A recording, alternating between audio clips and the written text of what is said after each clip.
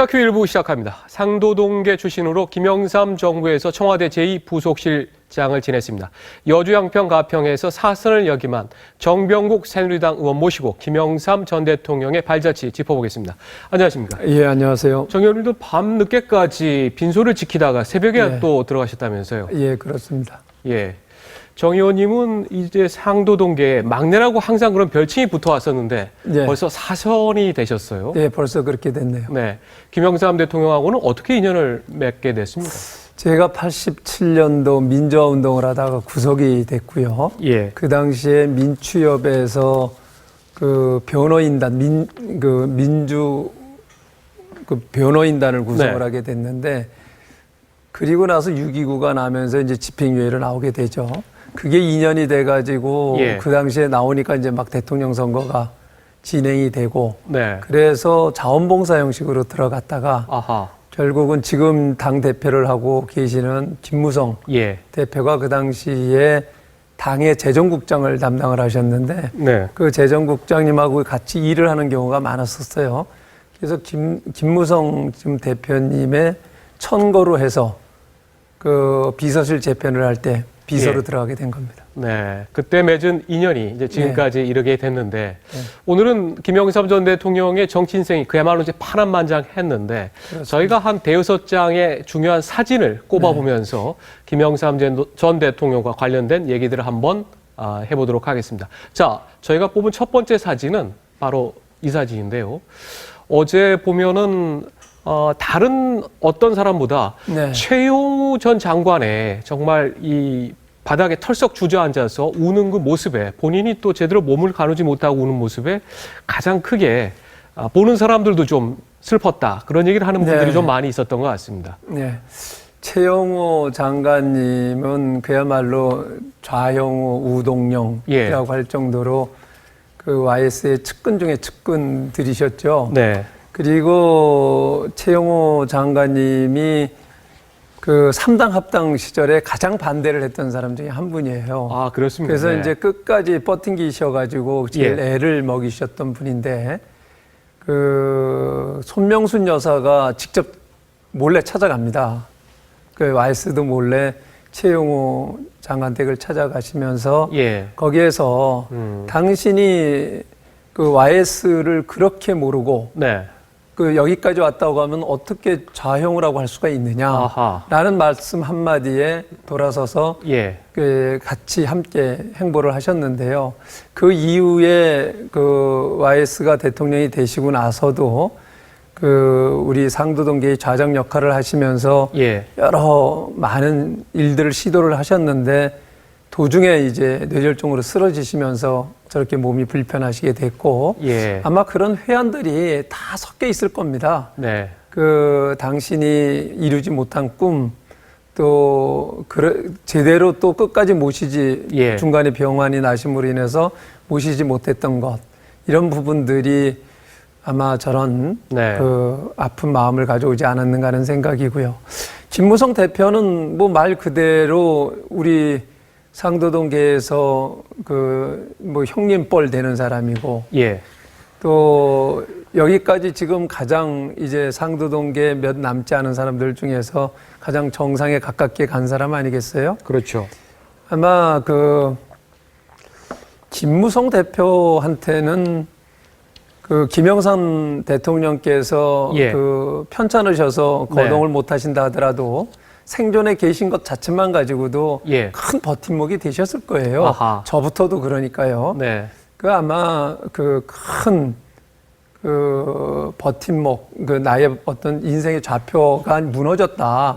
이런 느낌을 아마 드시고 그야말로 홀로 독약청청 이제는 해야 되는구나 하는 느낌이 드시지 않았을까. 정 의원님도 어제 다른 상도동계의 선배들 만나서 같이 눈물을 좀 흘리셨습니까? 그 눈물을 안 흘릴 수가 없죠. 지금 벌써요, 약간 눈가가 좀 촉촉해지시는 것 같은데, 자, 김영삼 전 대통령을 추억할 수 있는 저희가 두 번째 사진 골라봤습니다. 바로 이 사진인데요. 아마 이게 이제 80년대 초반으로 저는 기억을 하고 있는데, 이게 정말 목숨을 건 단식이고, 그 얼굴도 보면 완전히 병색이 완연한 것처럼 네. 이렇게 보이는데 네. 그 당시 지켜보았을 때의 단식 상황 좀 설명을 해주시죠. 저는 그 당시에는 이제 YS 곁에 있지를 못했고요. 예. 그 뒤에 이제 말씀을 많이 하셨어요. 네. 그 당시에는 정말 그 의사조차도 와서 이 상태에서 하루 이틀만 더 가게 되면 예. 그 생명에 지장이 있다. 그래서 그 사모님께서 손명순 여사께서 간곡하게 기도를 하면서 말씀을 하셨는데도 아하. 내가 이렇게 갖고 먹을 것 같으면은 이걸 시작도 하지를 않았다. 예. 그래서 끝까지 버티셨다. 그래서 나중에는 도저히 그게 안 돼가지고 이제 기력이 쇠약해지시고 네. 거의 이제 혼수 상태 가깝게 오셨을 때 예. 그 강제로 이제 병원으로 이송을 해서 치료를 했다 하는 얘기를 듣는데요. 그 뒤에 그런 말씀들을 하시잖아요. 이제 그 다른 사람들이 단식할 때의 그 경험담을 쭉 얘기를 하시면서 예. 여러 가지 일화들을 많이 만들잖아요. 지금 굶으며 죽는 것으로 확실하다는 최병렬 한나라당 대표가 단식에 들어갔을 때 예. 그때 한 얘기죠. 그때도 했고 제가 직접 옆에서 또 뵌 거는 네. 2001년도에 박종홍 의원이 예. 그 김대중 저도 대통령 기억납니다. 언론 탄압에 대해서 그 탄압을 중재하라라고 하면서 예. 그 언론사에서 데모를 할 때에 네. 그 단식 농성을 했어요. 예. 근데 뭐 이해청 총재가 말려도 안 되고 주변에 누가 말려도 안 되는데 그 당시에 그 김영삼 대통령께서 직접 의원회관을 찾아옵니다. 예. 찾아오셔가지고 딱 손을 잡자마자 굶으면 죽는다이. 네. 그러면서 그냥 끌고 나오셔가지고 바로 병원으로 예. 데리고 가셨던 저도 그 예, 당시 기억이 현장에 있습니다. 있었던 예. 기억이 납니다. 예. 김영삼 전 대통령을 사진으로 추억을 하고 있는데요. 저희가 세 번째로는 이 사진을 좀 골라봤습니다. 예. 자, 이게 정말로 유명한 당시 사진인데 네. 저는 이때가 사실 저는 이제 대학교 1학년으로 저는 이제 기억을 예. 하는데 어떻습니까? 양김이 사실 분열해서 그래서 결국 정권이 또 찾지 못했다. 민주화가 늦춰졌다. 그런 얘기도 있지 않았습니까? 저는 오히려 그 결과론적 얘기지만 네. 만약에 그 당시에 두 분 중에 한 분이 바로 됐다라고 하면 예. 그 오랫동안 누적돼 왔던 축적됐던 그 군부 세력들 예. 그 탄력적으로 그걸 받아낼 수 있는 체제가 됐을까? 네. 지금 이제 우리가 소위 말하는 산업화 세력과 민주화 세력이 잘 융합을 이루어가지고 우리나라가 이만큼 됐다. 네. 이렇게 얘기들 하지 않습니까? 예. 그래서 오히려 결과론적으로는 그 또 다른 의미로 그걸 접근하고 싶고요. 예. 결국은 두 분이 라이벌 의식을 갖고 있었기 때문에 선의의 예. 경쟁을 했기 때문에 예. 두 분이 다 대통령이 되셨다. 이렇게 생각을 하고 예. 그런데 제가 DJ께서 돌아가시고 나니까 그 다음날 바로 YS께서 네. 그 우리 측근들을 모셔가지고 식사를 같이 하시면서 예. DJ와 과거의 회한을 많이 말씀을 하시더니만 예. 그 다음 날서부터 운동을 안 하셨어요. 아하. 네네. 그러면서 이제 몸이 불기 시작을 하고 네. 그렇게 되면서 예. 관절에 이상이 오고 그게 이제 결국은 심혈관계까지 이상이 와서 예. 결국은 서가는 이런 결과까지 가져왔다는 생각이 들거든요. 네. 그래서 결국은 그 라이벌 경쟁자다라고 생각을 했던 DJ께서 돌아가시니까 예. 어떤 의욕을 굉장히 상실하신 게 아니었던가 네. 하는 생각이 드는데 정말 특수한 관계라고 할 만큼 네. 그 특수한 관계가 두 분을 다 예. 그 유명한 민주투사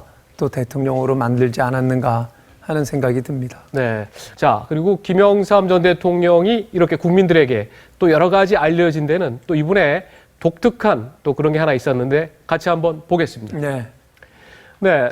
김 전 대통령 같은 경우에는 휘호 정치라고 할까요? 예, 그렇습니다. 이렇게 북글씨도 잘 쓰시는데 저희는 이제 대도무문만 예. 기억을 하고 있는데 또 예. 그것뿐만 아니라 여러 가지 사자성어를 가지고서 예. 국민들에게 뭔가 중요한 계기 때마다 이걸 던지지 않았습니까? 그렇습니다.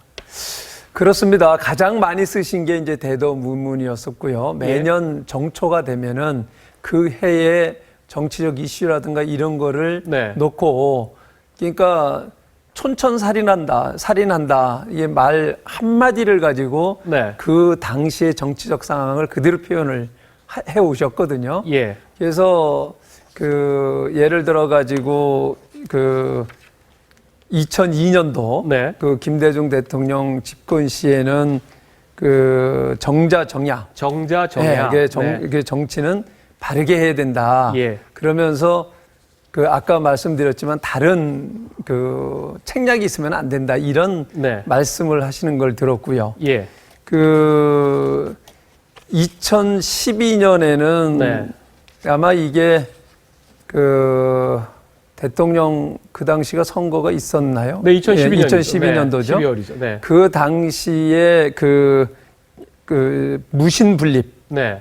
그래서 그러니까 이 신뢰. 사람 사이 신뢰가 예, 제일 신뢰가 제일 얘기죠. 중요하다라는 말씀을 네. 이제 그때 정치적 상황을 예. 되돌아보시면 아, 왜 저런 말씀을 하셨는가 예. 아마 이해가 되실 겁니다. 근데 그 무신분립은 요즘 보면은 박근혜 대통령이 더 즐겨 쓰는 것 같습니다. 근데 그 당시에는 이게 박근혜 대통령께 네. 아마 드렸던 말씀인 것 같아요. 아, 왜 박근혜 대통령께 그 얘기를 했습니까? 아마 이제 그 대통령이 되시기 전에 하셨던 말씀들이 많잖아요. 예. 근데 이제 그게 그 이후에 전개되면 그 대통령 당선이 되시고 나서 네. 그게 이제 잘 진행이 안 된다 하는 아하. 과정 속에서 이런 말씀을 하시지 않았나 생각이 듭니다. 네. 알겠습니다. 자, 김영삼 전 대통령을 추억할 수 있는 저희가 5번째 사진 이렇게 골라왔습니다. 네. 이게 참 지금 봐도 네. 굉장히 독특한 또 사진인데 예. 세계에서 사상 유례가 없을 정도로 조깅 외교라는 그렇습니다. 말이 만들어졌어요. 그 당시에는 청와대에서 근무하실 때죠. 그렇습니다. 네. 어떻게 해서 그때 이렇게 조깅을 하고 또 김영삼 당시 대통령이 클린턴 대통령 키도 큰데 예. 이기려고 전력 질주했다 이런 얘기도 있던데. 처음에 제가 알기로는 클린턴 대통령이 이제 김영삼 대통령께서 운동을 좋아하신다는 말씀을 듣고 네. 농구를 같이 하자 처음에 그랬다는 거예요. 농구요? 예. 나는 농구를 해본 적이 없다. 예. 그러니 그 달리기를 한번 해보자. 이렇게 해가지고 이게 시작이 돼서 네. 아마 제가 알기로는 클린턴 대통령이 그 정도야 못 뛰겠느냐라고 예. 했는데 그 막상 달릴 때 저희들도 옆에 있었지만은 예. 우선 제일 먼저 낙오한 사람이 미국 측 통역이 낙오를 했고요. 통킴이라고 알려진 김동연 씨죠. 네, 네. 낙오를 했고 그래서 그 당시에 박진 그 비서관이 예. 양쪽을 같이 통역을 하게 됐고 박진 비서관은 뭐 이 조깅 때문에 6개월을 연습을 했습니다. 아, 그랬습니까? 예. 뛰면서 통역을 한 거군요. 그렇죠. 네. 두 분은 계속 끊임없이 대화를 하시면서 뛰시니까. 예. 근데 사실은 그 젊은 사람들도 뛰면서 그 얘기하기가 쉽지 않잖아요. 그렇죠. 숨이 차서. 예. 근데 이게 숙달이 된 거예요. 늘상 그 매일 조깅을 하는데 아침에 그 우리 비서들하고 같이 뛰시면서 그 시사에 대해서 보고받고 국제적 뉴스에 대해서 보고받고 일반 시중 여론에 대해서 보고를 받고 그러면서 계속 뛰시거든요. 네. 그리고 나서는 마지막 한 서너 바퀴는 혼자서 사색하시면서 네. 그 들은 거를 가지고 사색하시면서 뛰시면서 예. 그날의 그 정치 일정을 예. 어떻게 잡아갈 건가를 판단을 하시는 네. 그거를 보면서 조깅이 단순하게 건강만을 위한 게 아니라 정신적인 네. 그리고 당신을 정리하는 그런 과정이었다 이렇게 생각이 듭니다. 예. 당시에 이제 클린턴 대통령하고의 외교도 그렇고 네. 뭔가 미국의 이제 그동안의 사실 관계라는 게 너무 한국하고 미국이 조금 누구는 또 이런 표현까지는 했는데 동의하지는 않습니다만 주종 관계다 이렇게까지 했는데 조금 더 관계를 대등하게 만들려고 상당히 노력을 하고 클린턴 대통령하고도 기싸움을 또 했다는 그런 얘기도 들었습니다. 그렇습니다. 그 당시에 이제 그 클린턴 대통령이 재선을 네. 이제 준비를 할 때였었어요. 그런데 내가 한 수 가르쳐 주겠다. 그러면서 여러 가지를 코치를 한 경우가 있습니다. 아, 네. 그리고 그 뒤에 그 클린턴 대통령이 재선이 되고 그 다시 만나셨을 때 그야말로 클린턴 대통령이 그 한국의 큰형님 그 조언 덕분에 내가 당선이 됐다. 아하. 이런 말씀까지 하신 적이 있어요. 예. 자, 김영삼 전 대통령의 서거를 다들 애도하고 있는데 김 전 대통령과 관련된 저희가 고른 마지막 사진은 하나 이겁니다. 네. 참 1997년이죠. 아마 이 차남 사건만 좀 없었더라면 아마 이렇게 더 국민들이 항상 여론조사를 해보면은 김 전 대통령이 좀 평가가 낮게 나오는데 이걸 네. 극복할 수 있지 않았을까 싶은데 어떻습니까? 집권 마지막 해는 네. 정말 분위기가 김현철 씨 사건 때문에 좋지 않았다. 그런 평가가 많이 있는데요. 네. 네. 참 그때 생각하면 정말 안타깝고요.